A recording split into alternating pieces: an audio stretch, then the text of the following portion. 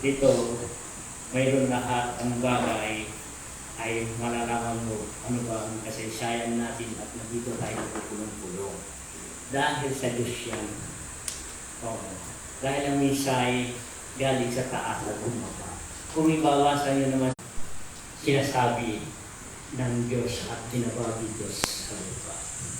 Nakasulat din sa Biblia. Eh, tama? Ato hindi? O, sige. O, sa Bible. Dahil tayo lahat dito, walang iba ang pinaglilingkuran natin ay si Jesus. Ang dakilang Ama natin at siya na ligtas sa atin at siya nagtubos sa atin. Yun lang ang hiniling ng Ama. Magkaisa kayo, magmahalang kayo. Yan ang hiniling ko sa akin. Sa aking tahanan at sa aking mundo. Tayo, pagsamantala lang, pinahiram lang ang katawan natin ng Diyos. Tunay tayo mga espiritual ng pamatayan. Papalat tayo ay bigyan tayo ng katawan, pagsamantala lang dito sa lupa.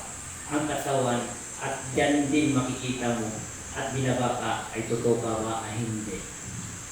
Dahil ang espiritu mo ang gumagawa na hindi. Ang katawan niya ay siyang hindi gumagawa yan kung hindi ikaw ang espiritu. Espiritu ka, dapat sundin mo ang binihinahiram ng Diyos sa iyo ang katawan niya. Pero sabi nila, sino ba ang binigyan ng Diyos ng kayamanan? Meron ba? Ay wala. Ha? Ang kayamanan, pagkayamanan ng karunungan. Ha? Saan? Sino ba binigyan tayo ng Diyos? Ay hindi.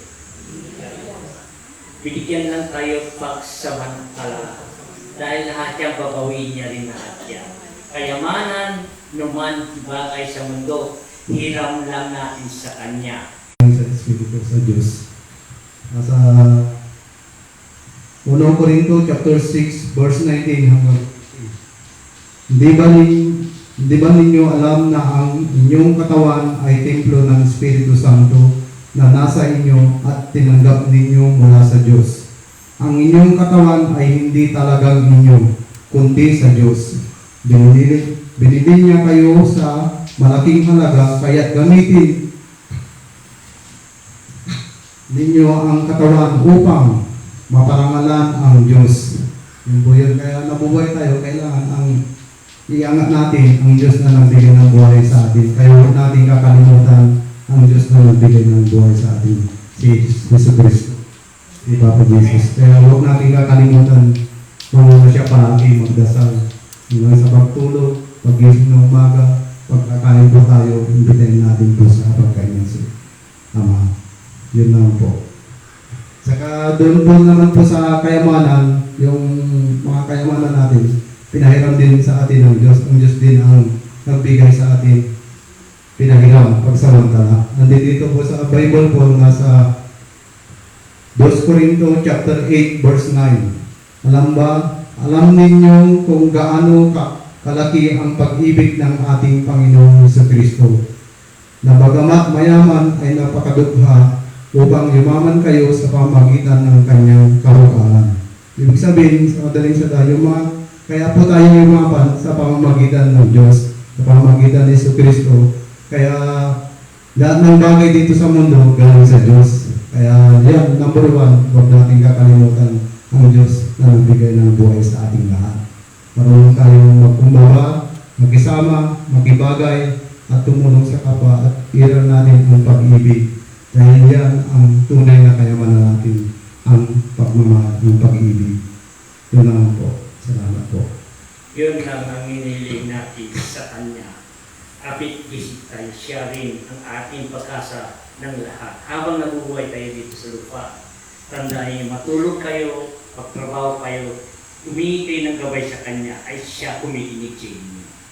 Ang sabi ng Diyos, anak, kung ikaw ay pumunta man saan, tumawag ka sa akin. Dahil lahat ng mga anghel, binilin ko na kung sino man ang tumawag sa akin, bantayan nyo. Bawat isang tumawag at dalawang anghel, harap at likod. Kung oras may nangyari sa kanila at hindi nyo pinabayaan mo siya, mananagot kayo sa akin. Dahil lahat man at sino tumatawag na Jesus, bababa ang dalawang anghel at magbabantay sa inyo. Amen? Also, mapalad tayo na mahal na mahal tayo ng Diyos. Amen? O kaya sabi niya na, lahat ng bagay, humiling ka. Sa dami natin, bakit makikilala ba tayo? Mahihingi tayo sa dami, milyon-milyon tayo. Ang sabi ng Ama, mas marami ang anghel kontra sa tao. Dahil lahat kayo ay tumatawag, ako ay nagbilin sa mga anghel. Sino ang mga tao dyan sa lupa at lagi akong tinatawag at kasuhin ninyo at bantayan ninyo. Dahil oras may mangyari sa Kanya, mananagot kayo sa akin. Ang mabuhay si Jesus, dakilang Diyos at Siya ang magliligtas sa ating lahat. Amen? Meron din isa, hindi siya tumawag sa Diyos. Ngayon, nagmaniyo siya, aksidente siya. Ama ko, bakit mo pinabayaan? Sabi ng Diyos, anak, ako nakalimutan mo. Bago ka umalis, hindi ka nagpaalam sa akin. Tulad natin din, bago tayo mga anak, bago tayo umalis sa bahay, magpaalam tayo rin sa magulang natin. Tama? Hindi. Dahil para alam, sige, mag-ingat kayo dyan anak. Basta importante, mayroong paalam. Dahil ang paalam yun, ang siya, ang nag-pray din sa'yo, ang kaligtasan ninyo. Por eso, huwag natin sayangin ng oras. Oras lumakad tayo sa pagtulog, sa pagkain. Ibitay na rin natin ang Diyos kumain. Sa pagtulog, hihingi tayo ng gabay sa Kanya at babantayan tayo ng rahil niya. Amen? O para sa lahat ng bagay, hindi tayo magkakasakit. Lagi natin ang nagbigay ng buhay sa atin, ang nagbigay ng katawan, lagi natin ay tinatawag. Para lagi tayo papansinin ng mga anghel. Amen? Mabuhay tayo lahat. Ito ang sabi ng Ama, basbasan ko na lang kayo na sa banal na tubig. Dahil ang lahat yan, sabi ng Ama, ang bagay, ang lahat ay masaya tayo.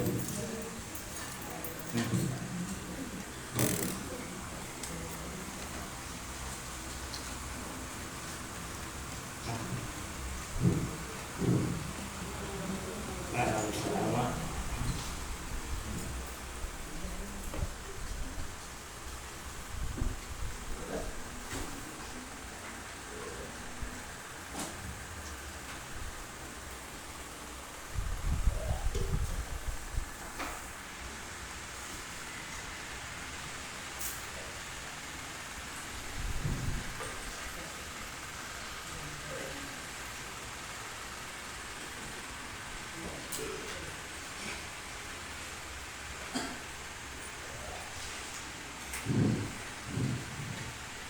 Ang size naman at nandito kayo lahat. Yan lang naman ang hinihiling natin sa Diyos. Ginagabayan tayo ng Diyos. Ang Diyos ay pag-ibig. Tulad sa pagmamahal natin sa Kanya, tulad ng pagmamahal niya sa atin, ganoon din ang pagmamahal natin sa Kanya. Amen? Mabuhay kayo. Ang lahat man ang bagay na sa inyo na. Bumiling kayo, ang lahat yan, katagumpayan ay nasa inyo. Amen. Amen. Mabuhay tayong lahat.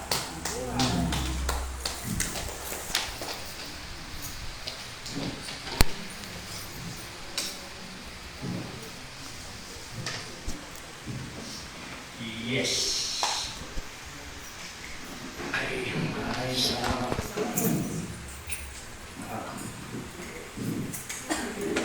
Sino may sakit yan? Sino gusto magpahilot? Yun yung magpahilot, yung mga marunong maghihilot ay lapitan ninyo ang gusto magpahilot.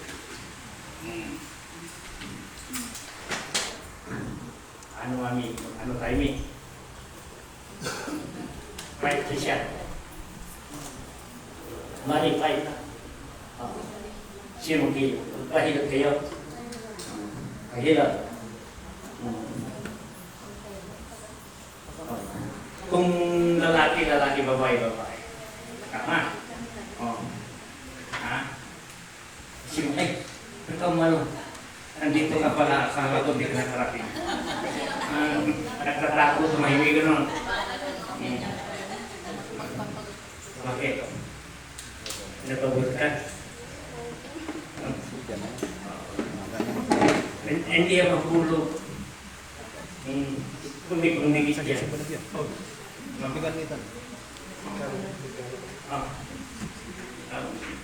Alik ka sa baby na mo.